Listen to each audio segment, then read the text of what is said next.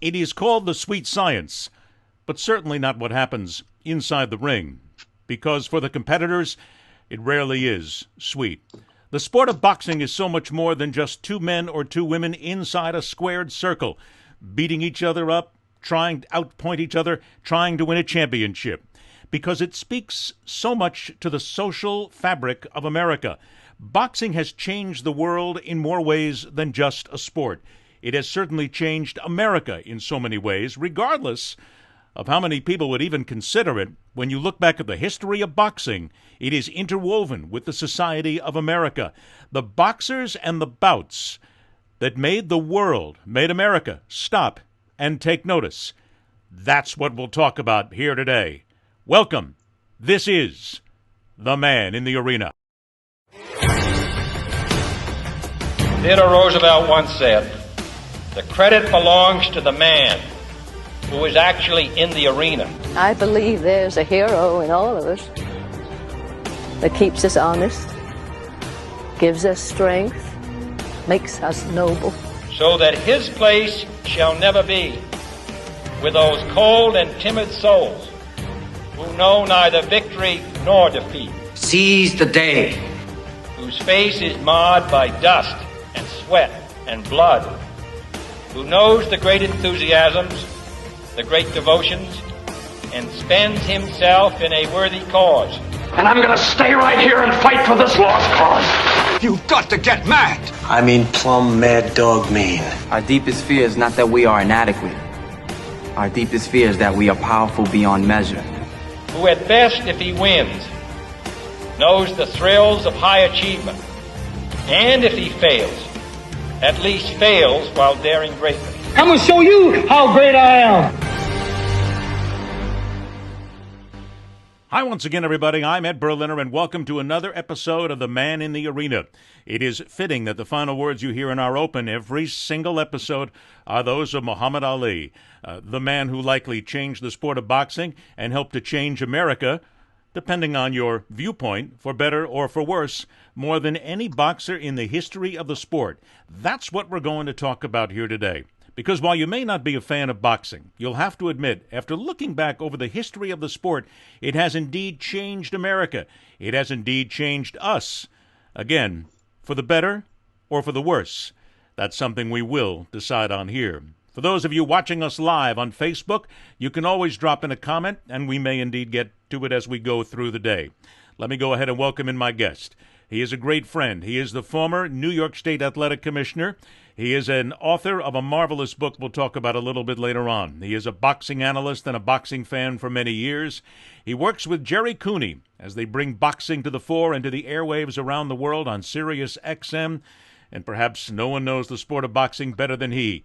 It is a pleasure to welcome once again my good friend Randy Gordon to The Man in the Arena. You're looking good there, Randy G. Thank you very much, Ed. I mean, we decided to just have a little addition, which I think if my wife has her say, it's going to probably disappear tomorrow. But for now, this is the new edition. But thank you. I am going to tell you this right off the bat. I was the same way when I woke this morning, but my better half also has said many times, when are you going to get rid of that thing? Huh? When are you going to... I get that. So it had to indeed go. I know exactly what you're talking about. The sport of boxing, my first recollection of boxing. Yours is going to be a lot more probably historic than mine. But the first I remember was watching on a TV in the basement of our home in Orange County, New York. And I was watching Muhammad Ali and Ken Norton. Now, in those days, we didn't have a lot of sports in my house. My dad wasn't a big sports fan. But we saw that fight, and I believe it was Wide World of Sports at the time, and that's the fight that Ali had his jaw broken. Because I didn't see the other fights live. I was too young. But that's what I remember, and I said, that captured me. It captivated me, and I did not have any idea that it was going to be such a long road. Now, your first time with boxing, I know it's got to be a better story than that. No, I mean, I actually know a lot of people who also say that Ali Norton fight, which was March 31st, 1973. And I still remember And I was already into my boxing career at that point. I was a young, what we might call a cub reporter. But I remember watching it on television and hearing Howard Cosell yelling over to Angelo Dundee, the trainer and cornerman of Muhammad Ali. He was, Angelo, what's wrong with your fighter? Angelo Dundee, tell me what's wrong with your fighter. Well, of course, he recognized right away that Ali, something was going on, that it wasn't Ali. And of course, we later found out that he had his jaw broken in the first round and fought for the next 11 rounds with his jaw shattered. Most of us, the moment that would have happened, we would have been on the floor just writhing in pain. But what Ali was able to withstand went beyond anything I've ever seen with anybody I've ever known. Yeah, so that was an amazing night. And I do know a lot of people who watched boxing for the first time that night and became fans just from watching that night with the muscular ex-Marine Kenny Norton beating Ali. Oh. They went on to fight 3 times. There were so many great fights that Ali was involved in. And of course, we will get to Muhammad in this episode. But let's start at the beginning, because before we get to Muhammad Ali, I think we have to go back just a little bit, because we have to go back to the turn of the century. The focus of this show is not only on boxing itself, but on how boxing changed society. And you would have to go back then to exactly what happened at the beginning of the 20th century, when the fight of the century happened. And of course, how many times have we heard that? But Jack Johnson versus Jim Jeffries. And this was a fight that, Randy, if you went back and looked at the history, you will find so many nuances of the fight, that Jeffries really didn't want to fight, that Johnson so outclassed him in so many ways. But this was a racially charged moment in American history where everything came to the fore, and so much of the bile that made up racial America at the time came to the top. It really was a piece of American history more than it was just a boxing event. And you're so right. It was racially charged, maybe more than any sporting event in history. And you have to understand, I mean, only 40 years earlier, there was still slavery. And of course, it took African Americans years before they were ever accepted anywhere, much less in the sports world. And what happened with the Jack Johnson fight, he had, of course, he was in his early 20s, and he was making news in the ring, and he won what they called then the colored heavyweight championship. But of course, the white champions and the white fans wanted nothing to do with that. They weren't accepting it. There were some fans who went out there, the purists, the boxing fans, who just they were curious about it, and they knew this Jack Johnson was the real deal. And he used to go to James Jeffries. Now, you have to understand that this was a guy, he was a heavyweight champion, and he was just revered. He didn't really have that many fights. And when he retired in around 1904 or something like that, he retired with a record of 19 wins, no losses, and 2 draws. Which is not a lot of fights, even by any circumstance whatsoever. But you have to remember, back then, they didn't fight 30, 40, 50 fights. Each fight in and of itself became a generational moment. It became a moment where the entire world, as disconnected as they were in comparison to what we are today, knew about it and focused on exactly where it was. And in that case, Reno, Nevada. Yes. But before it got to Reno, Nevada, and, just let's set the stage here a little bit. Today, there are around, the population of the United States is just under, I believe it's 330 million. You're good. You're a good mathematician there.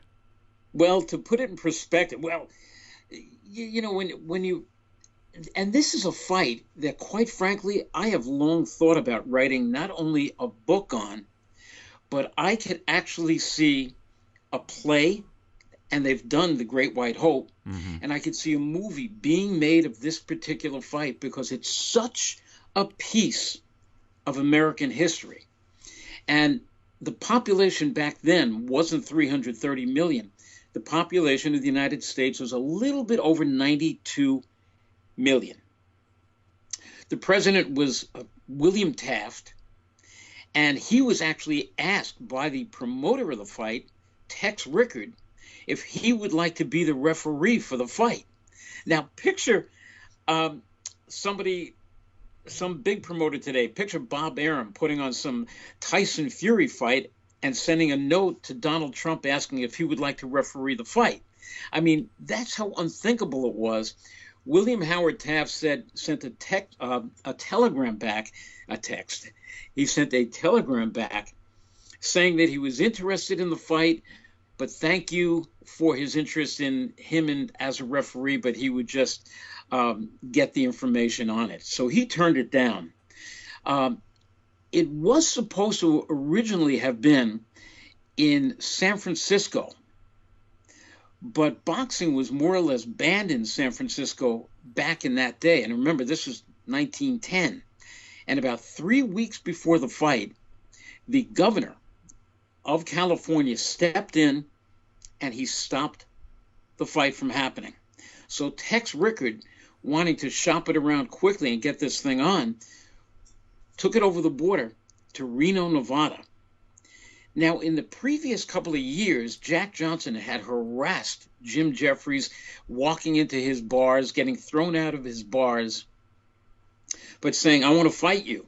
Well, let's stop there and make a point, because let's talk about that, because this is 1910.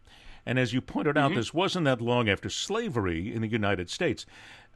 It's fair to say that Jack Johnson was, and again, I use the lexicon of the era, where there were people who called him uppity, arrogant, and every other phrase they could possibly think of. He was a very proud man. He was not afraid of who he was. He flaunted his money. He flaunted his marriage. He flaunted so many things, and he knew that was antagonizing white people, but he didn't care. He was standing up for the fact that he was a man and not just a black man.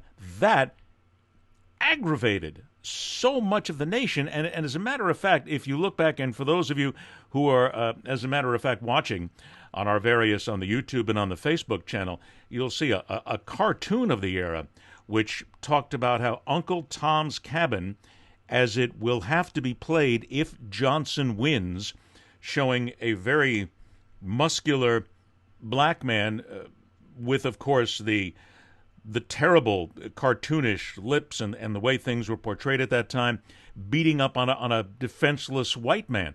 That's the way it was looked at, and people have to understand that was the time, that was the era. So when you talk about Johnson taking somebody else to task and making somebody feel less or humiliating someone, that's not going to sit well with the majority of the population in that era. Oh, you're absolutely right. And that's what made this, even today, 110 years later, such as I look at it, one of the most important fights, most important sporting events in American history. And I had talked about Jack Johnson going into the bar of James Jeffries, and he was challenging him until one day James Jeffries said, tell you what, let's go into a back room, because I'm not going to fight you in a ring. But tell you what, let's go in the back and we'll lock the door. And the man who comes out with the key is the winner. Jack Johnson just waved his hands and walked out, because that's not what he wanted. He wanted to beat James Jeffrey in front of the world. But when he turned around and walked out, James Jeffrey said, see, he doesn't want to fight me. When the fact is, Jack Johnson, all he wanted to do was fight Jeffries. Johnson was a very, very smart man. There's no doubt about it whatsoever. And he knew that he was being baited at the time. No question about it. And then, of course, when the fight was postponed, a lot of people, friends of Jeffries, say he kind of breathed a sigh of relief, because he a fight that he didn't want. He never thought he could beat Jack Johnson. Right. And remember, by the time the fight happened, he had already been out of action for about 6-7 years, had not fought.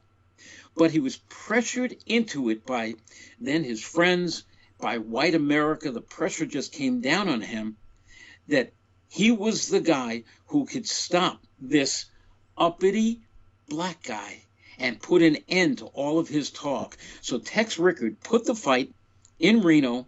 It was a constructed stadium, the first time a stadium like this ever was put together. And a crowd of somewhere just under 17,000 showed up in Reno, Nevada on a very hot day. As a matter of fact, they did it on purpose on July 4th, 1910. Why was it July 4th? Well, obviously an American holiday, and the Americans, especially the white Americans, wanted to celebrate their holiday with a big victory by James J. Jeffries over this misunderstood Jack Johnson. And it wasn't going to happen because if you look at the fight as we're looking at it now on the broadcast, this fight was a mismatch in so many ways because Johnson took him apart. He destroyed Jeffries. And if you look at the fight, I think, Randy, you even get the idea that he might have held back a little bit. I think this could have been manslaughter. It was so overdone. And then, of course, it followed with the rioting that happened across America. Oh. There were lynchings that happened across America. Black people across America were absolutely crushed, beaten, murdered by those who simply couldn't get it into their mind that a black man had beaten a white man. And I think that again is part of what we're discussing here today. It wasn't just a fight, Randy. It was a social change in America.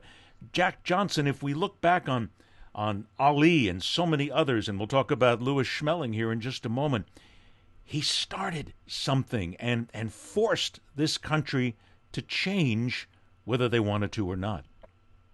Absolutely. And again, that's why I said at the beginning of this broadcast, the reason we're talking about this is because it is such an important part of American history. I think if there's a time capsule with some of the most important events on the news side, on the sports side, this is one of those events on the sports side that has to go in not just under sports, but just under American history. You're right.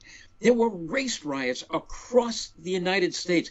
There was something like, there were about 10 deaths just because of murders, not just, there were countless. It was actually more than that. It was connected to the fight. There's no doubt. Right.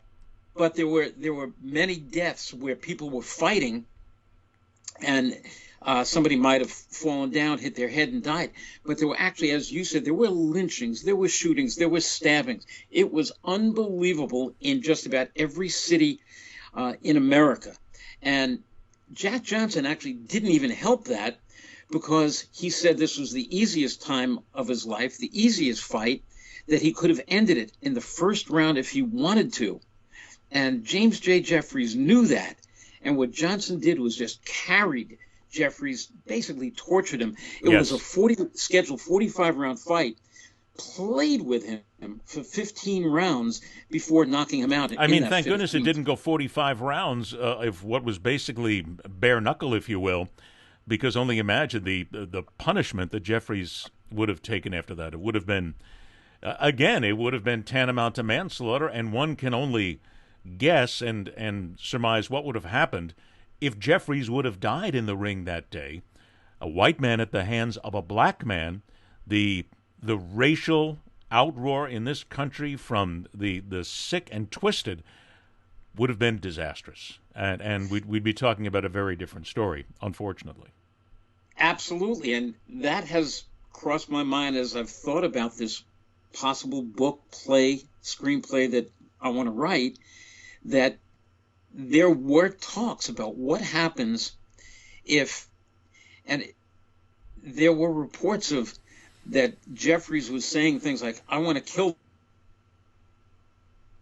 it killed Jack Johnson, nothing would have happened.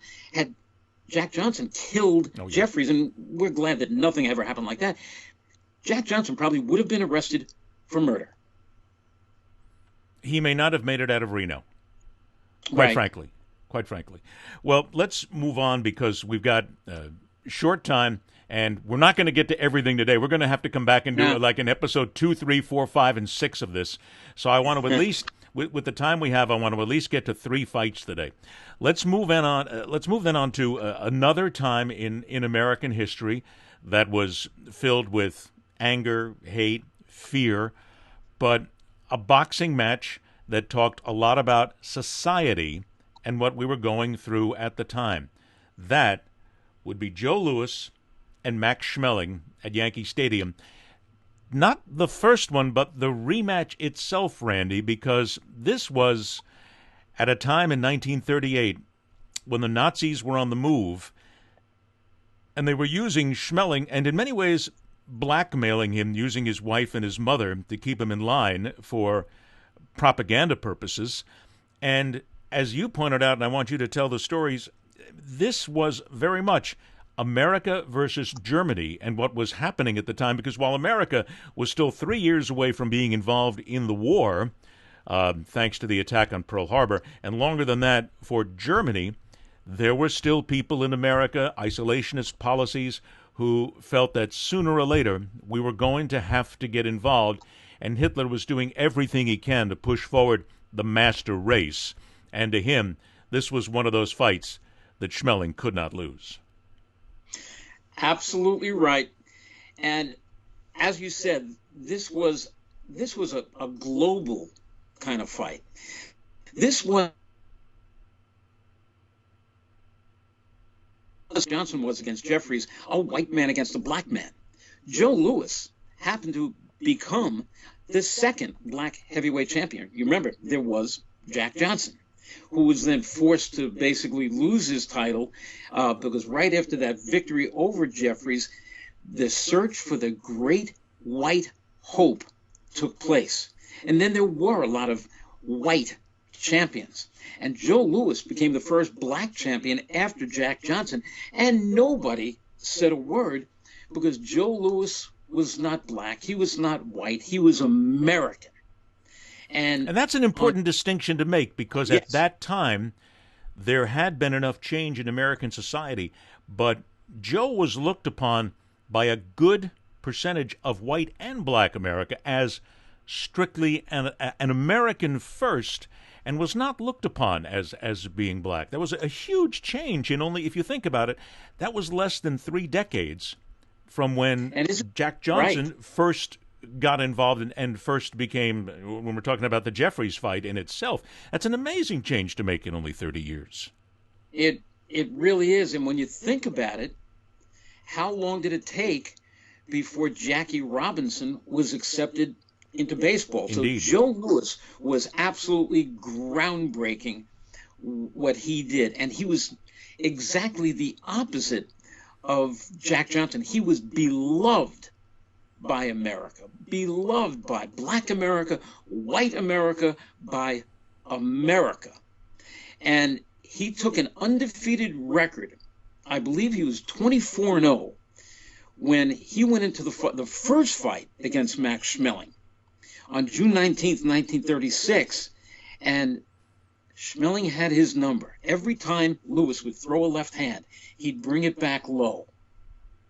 And as soon as he'd bring it back low, Schmeling would fire his right hand over that left hand, catching Louis repeatedly until he stopped Louis. Well, it was about 8 fights later, Joe Louis won the heavyweight championship of the world.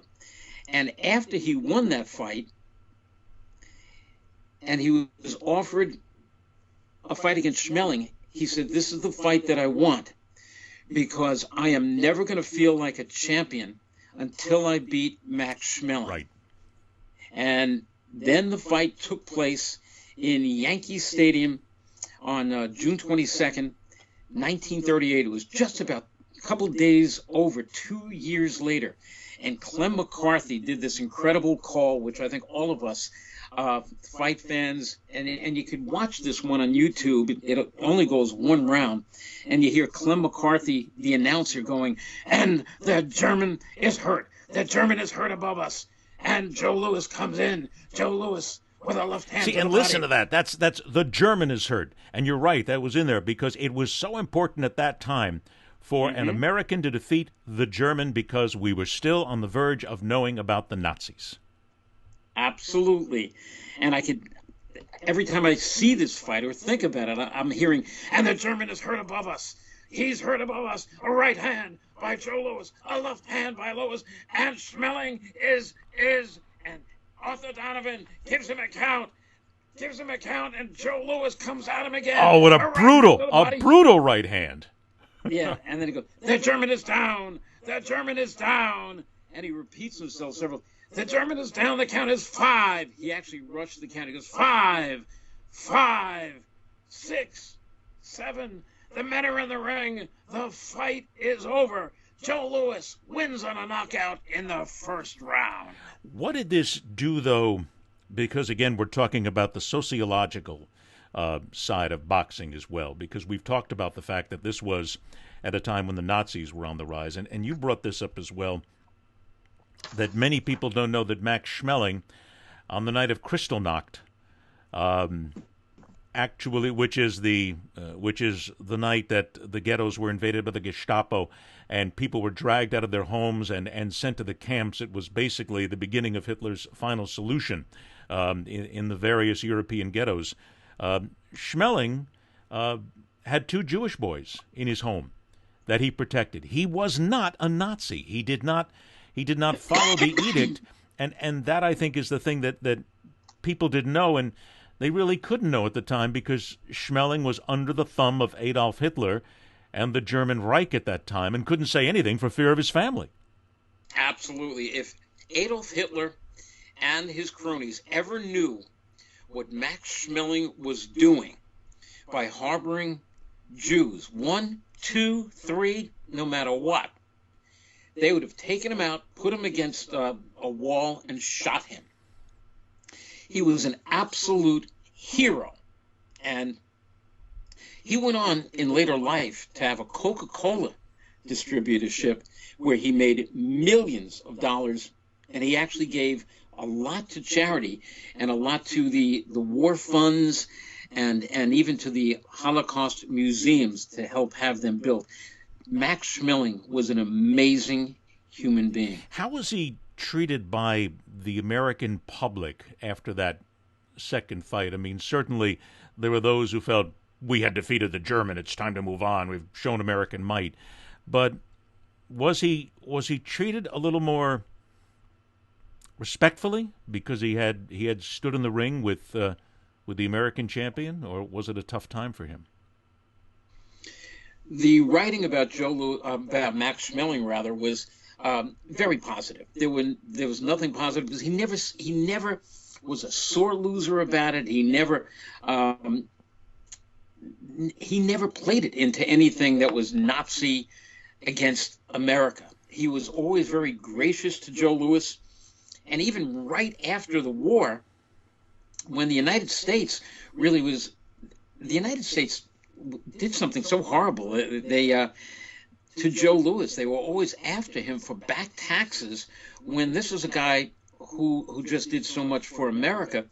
Max Schmeling actually gave him a lot of money so he could move on with his life, and other guys like Frank Sinatra did the same thing. Joe Louis and Max Schmeling ended their lives as the best of friends. It's interesting how we don't see that on that side of boxing about the fighters who have sometimes a grudging respect, but sometimes a real honest respect for the fighters that they've faced across the ring. And I think that's part of, again, the boxing change in this and the sociological change, where there are many boxers who are black, white, Hispanic, male, female, whatever you want to say, who have that respect. And in many ways, it crosses the racial and the gender lines, where boxers themselves realize that it's sort of that warrior code, I guess. And I've certainly seen it, and you certainly have. The boxers who know, you've been in the ring, you beat the snot out of me, and I beat the crap out of you. So I have to respect you.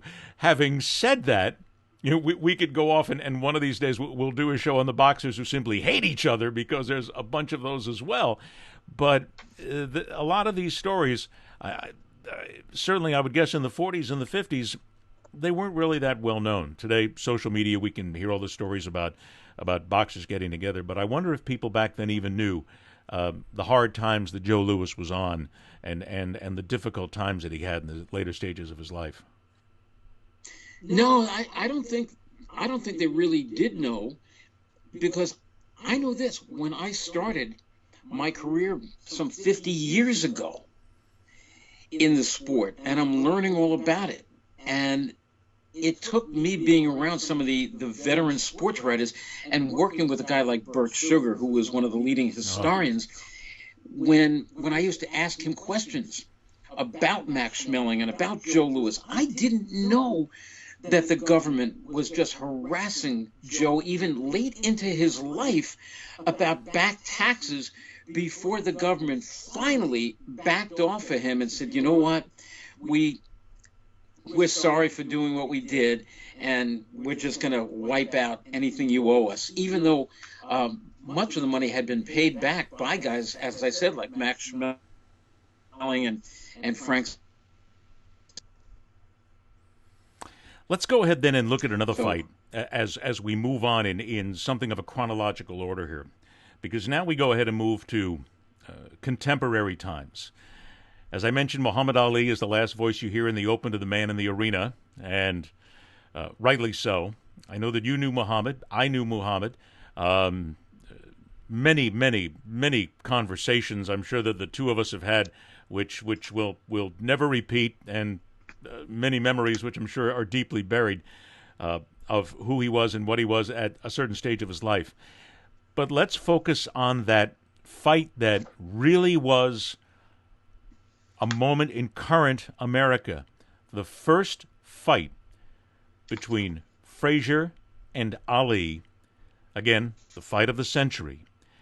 But, Randy, what needs to be focused on here from a societal issue in America is the date of this fight and what was going on in America at the time. And what Muhammad Ali had done, he was a conscientious objector, did not go to Vietnam, said, I ain't going to go to Vietnam and kill any Vietnamese. I don't have any grief with them. And that angered a lot of people in America who saw him as a draft dodger and someone who wasn't patriotic. He fought the courts, lost 3 years of his career, his prime, if you will, and then came out here to fight Frazier, finally getting his chance. And Ali indicated to many people symbolized the left, and Frazier came out in favor of the war, which symbolized the right. The break in society at this point, Larry, and again, as a kid, I wasn't old enough to understand it. I can only imagine the raw emotions that were going through America at the time, and this fight captivated America for that reason and many more. You know, what was amazing about this fight for me, I was in my final year of college, and I was already knowing what I was going to do with my life, that I was going to write boxing, talk boxing, and everything else. But Joe Frazier became the first fighter that I ever met. I became friends with him. I was not an Ali fan at that time. I mean, I was an Ali fan, but I was a real Joe Frazier rooter. And on that night, I was rooting for Joe Frazier to win. We became very, very good friends over the years, right up. In fact, when he died of liver cancer, I was prepared to take a piece of my liver and give it to Joe, but it had metastasized and gone throughout his entire body. Joe and I can't tell you the love that I had for Smoke and Joe. But on that night, March 8th, 1971, both guys went into the ring with a claim to be heavyweight champ, because Ali was undefeated. And as you mentioned, 3.5 years he was off. 1967 was his last fight. Zora Foley, Madison Square Garden. And then he refuses to step forward for military induction. And over the years, after I became commissioner and he was long retired, I sat countless hours, just me and Muhammad, talking about those days. And I said, you do know that you were never going to go to Vietnam. If they were going to send you to Vietnam, it was just going to be to talk to the troops, maybe box an exhibition. He said, I knew that. But the thing is, I didn't want to become a part of the military, which was fighting this war against people I had nothing against. And I wanted nothing to do with going there and seeing them killed. And even the people that I'm talking to were going to be shot by the Viet Cong. I wanted nothing to do with it. And by staying out as a conscientious objector, which he later proved to, he was Muhammad Ali. I used to hear the detractors saying, you watch, right after the war is over, whatever, he's going to go back to being Cassius Clay. Yeah. This whole thing is a facade. No, not at all. Ali he had his peccadillos and he had his moments. He had his moments, but he was very honest about that. He was honest about his faith. He was honest about how he felt about people. And I can honestly tell you that in the interactions that I had with Muhammad, certainly not nearly as many as so many other great broadcasters have had, he treated me fairly. He was honest. He was kind. He was fun. There was you got exactly what you saw with Muhammad, but you're right. He knew at that point, he had to know when he stepped into that ring against Frazier, that to a good part of America, he was hated. He did know that, and we did talk about that. But he also said a good portion of America loved him, revered him. But this fight was so big because of the love-hate for both guys that it became a worldwide event, just like the Jack Johnson-Jeffries fight, which had the internet been around at that time, or at least television, whatever. God help us all. Well, there was no internet even with Ali and Frazier, but yet it was so big that the war in Vietnam stopped that day. Everybody, cease fire, just so they can hear and watch what was going on in Madison Square Garden. There was nothing ever like that night. If we then look at the fight itself, is it not fair to say that this was not a great example of Muhammad Ali because he looked tired, he looked weak at times. He simply was not the Muhammad Ali that we had expected. And Frazier, it absolutely had to be the greatest fight of Frazier's career. He bored in and wouldn't let Ali get away from anything. It was a brilliant fight. Well, yes, it was. And I implore everybody who, even if you're not the biggest fight fan in the world, you want to see something because of what it meant. There's that hook in the 15th round. Ali did look tired. But you got to remember, he had two fights before it. In October, October of 1970, he fought Jerry Quarry.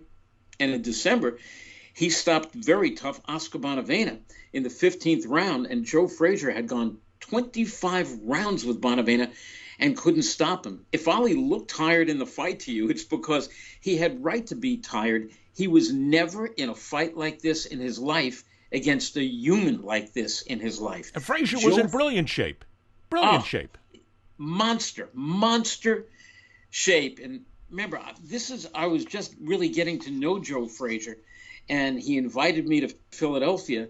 And as the college kid, I used to go down there and in private watch him work out. And I had never seen athletes work out the way he worked out. He was absolutely that night possessed. And it showed. He won a decision, 15 rounds over Muhammad Ali, the first of their 3 fights. Did Joe realize at that point, do you think, what had happened and what he did and how important that was? Because certainly that fight and subsequent fights took an awful lot out of him. But we all look at it from a different perspective. Do you think Joe understood the significance of that fight societally as well as boxing? At the time, he didn't.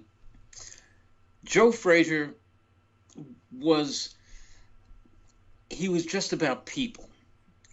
Everybody he ever met, when he was not champion, when he was contender, when he was champion, and long in retirement, he always treated people very fairly. And he just felt that he had helped Ali when Ali was in exile. He gave Ali money.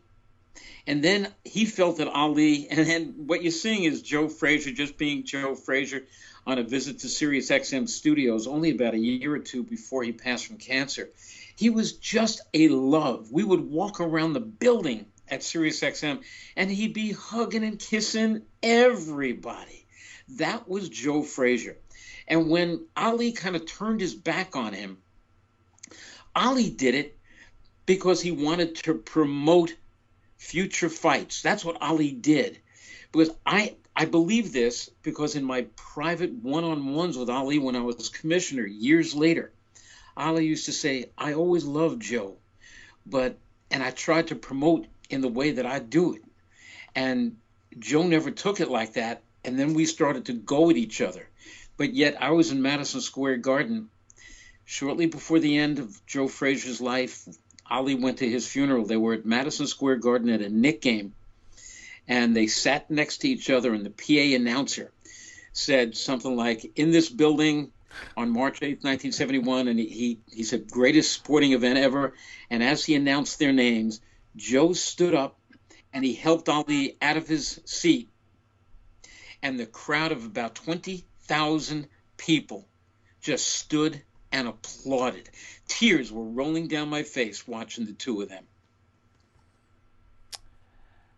We cannot get away from discussing societal boxing, at least in this episode, seeing as we've now talked about Ali Frazier 1. And despite the fact that it takes a little time, and we're going a little over time, but we're going to do that anyway. Because if we're going to discuss it, and you don't have to turn around, because I believe that somewhere I have this sweatshirt that you're wearing right now, and for those of you watching on the broadcast, Randy has graced us today with his Thrilla in Manila sweatshirt that he is wearing specifically just for this event itself. He doesn't pull this shirt out very often, so he decided to bring it out today. But we have to. There you go, brother. It looks good.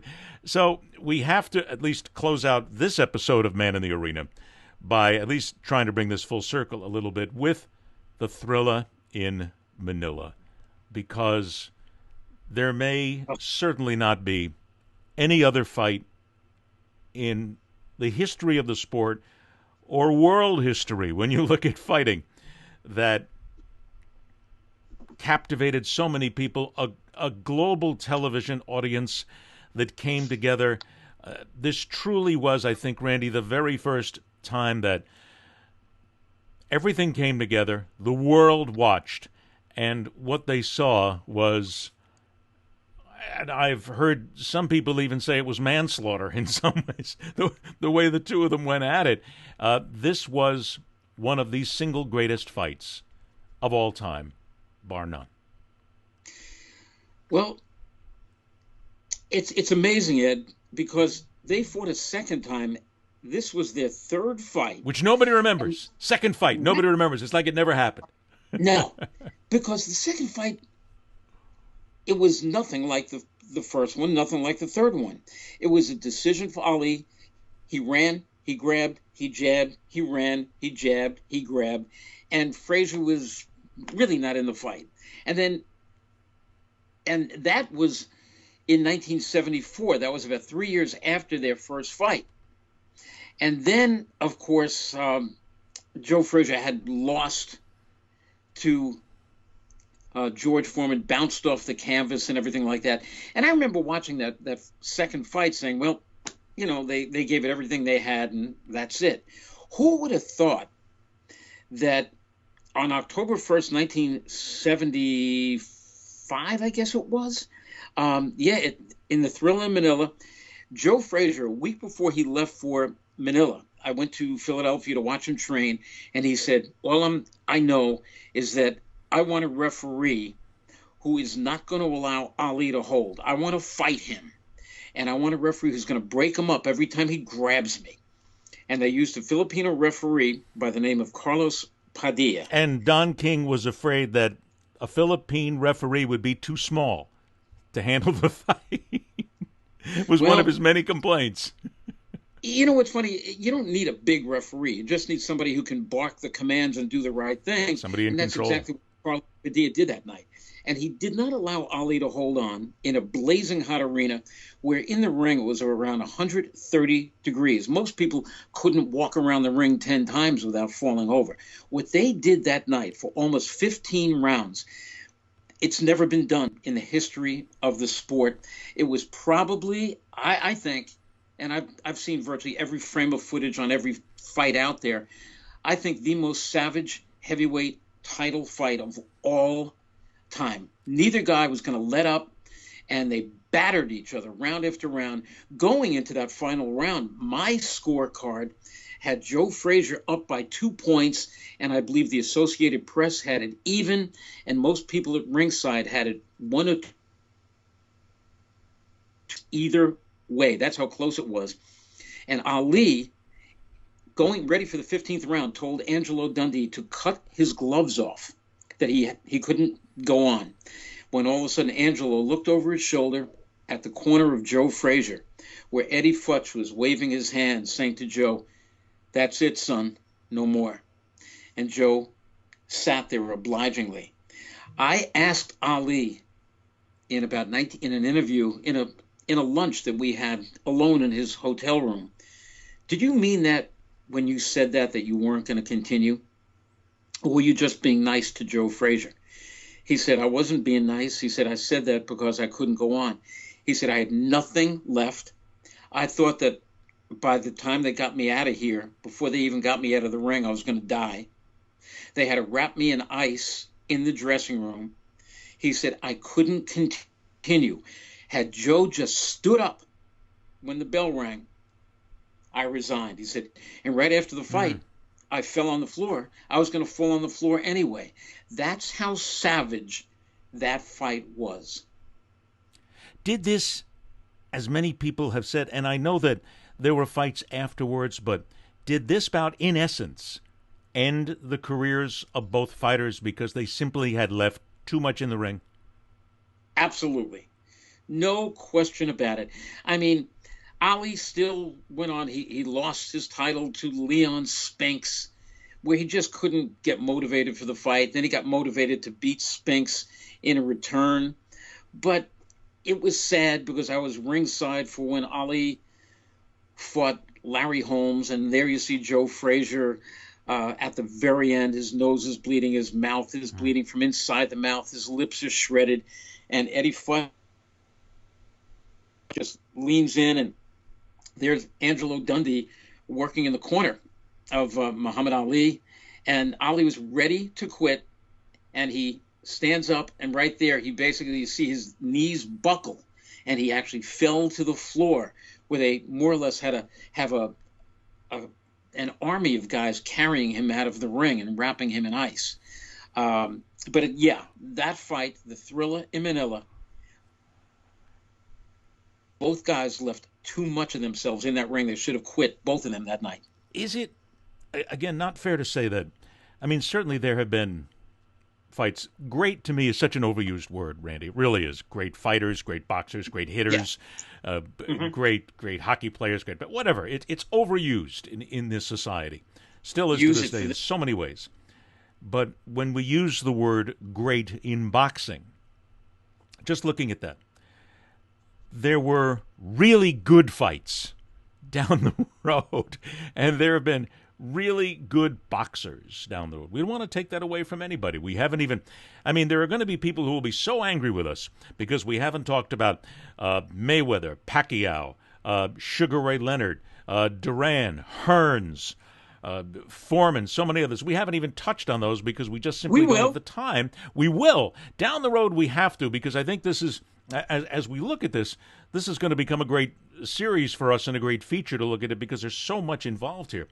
But if we look at just this fight and greatness, there's a part of me, and again, it could be wrong, that wants to say we've never seen this level of greatness, because the greatness means putting everything out there, the blood, the sweat, the guts, from both boxers, and in so many fights since and today, I don't see it from both fighters.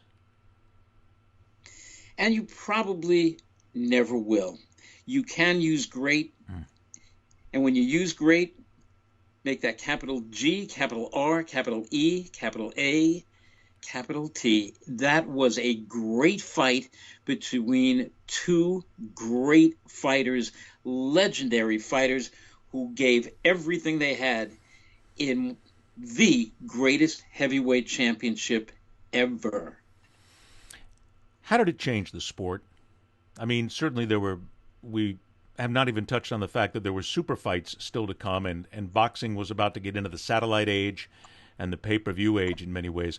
But how did that fight and the savageness and the viciousness of what we saw in those rounds change boxing, if at all?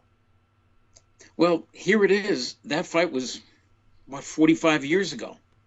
And I think it's still become the measure of when fighters fight. They'll say, I gave everything inside of me, like in the Thriller in Manila, because they know what Ali gave, they know what Frazier gave, and they want to compare the effort that they just gave or want to give or promise to give. And I think it also makes commissions look at when should a fight be stopped. I mean, today, because of the safety factors, which are even much more than it was back 45 years ago, I have a feeling that would have been a double stoppage. I think doctors would have come up to the ring and looked at both guys and said, you can't continue, and told the commission they got to stop the fight. It would be, I don't know what it would be, because that's just really, I think it's happened one time in Jersey with another fight with Larry Hazard, Commissioner Hazard, jumping in the ring and saying, I don't want to see any more of this brutality.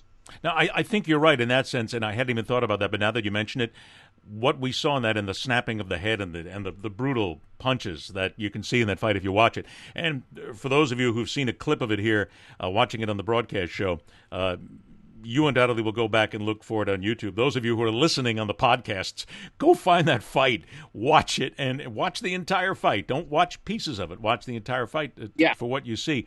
But I think you're right. I think it will. I can't imagine anybody in today's society of not wanting anyone to get hurt. Plus, let's be honest too, knowing what we know now in these days about brain injuries, concussions, CTE and such, we certainly saw what happened to Muhammad late in his life, and Joe Frazier was certainly affected as well. We've seen so many boxers who were affected that I believe that there's a real safety factor that might not be a bad thing. You know, that's another topic that one of these days we have to discuss, that maybe it's not necessarily a bad thing not to let somebody get their head snapped out and get the crap beat out of them, because maybe you want them to live another day and not die too young. I mean, watching Muhammad deteriorate in those later years might have been, next to Willie Mays falling down in center field at Shea Stadium, one of the most tragic things I've ever seen in sports. Oh, absolutely. No question about it. Athletes tend to play on too long. But in baseball, if you go on too long, I mean, you don't get physically injured the way boxers can. When boxers can't get out of the way of a punch, that fraction of a second where they move their head like this, all of a sudden when they go to move their head, the punch lands, and then they'll think about moving their head. Boxers have to know when to get out, and many times their management is not the first to tell them. They don't want to hear it, and it's really up to the commissions to tell them no more. It is the greed factor, which one of these days we will have to discuss again. Before we leave, let's remind everybody about Randy G's book, Glove Affair, which is interesting because the book is doing very well. People are getting a lot of great stories out of the book. But as we sit here doing this interview now, before we started the episode, you're working on the sequel already, aren't you? Yeah. I mean, we're sitting here banging it out. got a little vacation coming up and everything like that. And Queen Ronnie and I have so many vacations coming up that this is one that we're going to be home, and I'm working on Glove Story. It's the stories that didn't get in here. Wait a minute. Stories that didn't get in there. Come on, I thought everything is in there. Okay, give us an idea. The book would have been this thick. Give us an idea of one story that's in the book that didn't make the first one. The No Mas fight. I was there at the No Mas fight. I know more about the No Mas fight than anybody. I'm on ESPN's 30 for 30 in a big way talking about it. I was the only reporter in the dressing room with Duran right after he said no mas. I was the only one in there. I was with Sugar Ray Leonard when Roberto Duran's wife kind of gave the Hawaiian good luck sign to them. I flew home on the plane with Freddie Brown, who was one of Duran's trainers. He was so disappointed in Duran, he stopped doing interviews. He did his last interview with me, and he died a few days later. No mas is going to be in my book in a way that it's never been put out there before. A reminder to everybody that you can go ahead, if you're watching on our broadcast, you can check out Randy G. You can see his Twitter handle there is @Commish. Randy G, if you want to get a hold of him there. Plus, also a reminder, we're flashing it as well. Damn, we're good on the graphics. Don't forget that Randy and Jerry Cooney, Gentleman Jerry, at the fights, SiriusXM, Mondays and Fridays, 6 to 8 p.m. Eastern Time. Make sure that you catch them there. Randy G, it's always a pleasure, my friend. We're going to do this again. We will continue. We got a lot more stories to tell. And now after this, we're going to have to come back and do maybe about 4 or 5 more episodes, I can see, looking at boxing and societal change, because it's a fascinating subject to look at. My love, of course, to the missus of the house. And go shave the damn face, will you please? God, come on. Shave! She's already on my head. Probably next time you see me, it will be. You look like hell, for crying out loud. If I can shave, so can you. All right. I just felt like doing it. Thank you so much. This has been so much fun. Always is, my friend. Take care. We'll talk to you soon. Randy G, Randy Gordon, joining us here on The Man in the Arena. Don't forget his book. Don't forget us here, because not only do you see us on Facebook Live, but also you can see us on YouTube, and also you can catch the audio of these shows, which is always available on 9 different major audio platforms, including iTunes. For those of you listening on the audio side of things, even if you're watching, stick around, because the close of the show will tell you exactly how you can find out more and how you can get a hold of me and how you can watch the show as well. For Randy Gordon, for everybody here at the Man in the Arena, I'm Ed Berliner. Thanks for joining us, everybody, and rock on, true believers. For story ideas, comments, start some interesting debates, or just get in touch, join me on social media @Berliner Speaks on Facebook, Twitter, and Instagram. Also join me on LinkedIn for business and also sponsorship discussions. There you can search out Ed Berliner. A reminder that all of our episodes on Man in the Arena are available on YouTube. Just go to welcometothearena.com. Every episode of Man in the Arena is also available on audio podcast on all of the major platforms.